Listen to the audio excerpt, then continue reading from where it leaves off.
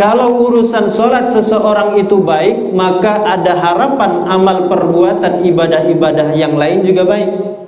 Tetapi sebaliknya, ketika ibadah sholatnya seseorang itu ternyata tidak baik dan tidak benar, maka berpeluang sangat besar kemungkinan amal ibadah yang lain, perbuatan-perbuatan yang lain juga tidak akan beres. Kalau orang itu menjaga sholat, memelihara sholat, dia selalu berkomunikasi dengan Allah Subhanahu wa ta'ala. Dia selalu bermunajat dengan Allah Subhanahu wa ta'ala.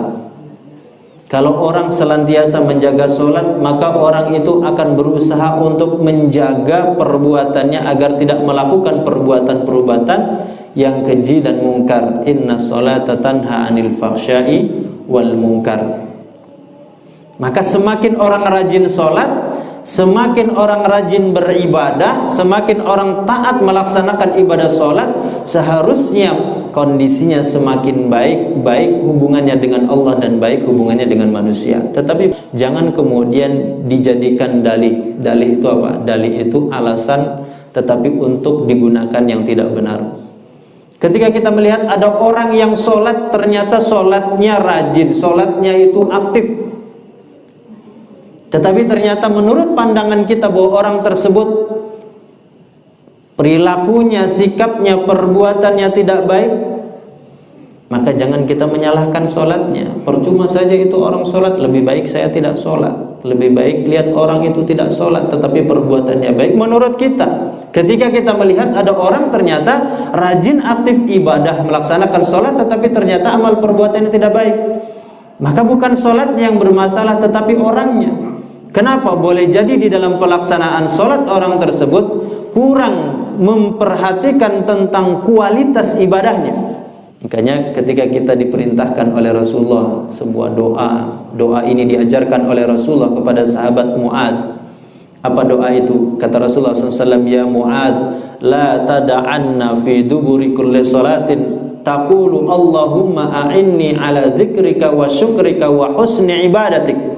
Wahai Mu'ad, sesungguhnya aku cinta kepada engkau karena Allah, maka jangan pernah kamu tinggalkan setelah selesai sholat untuk membaca doa Allahumma a'inni ala dzikrika wa syukrika wa husni ibadatik.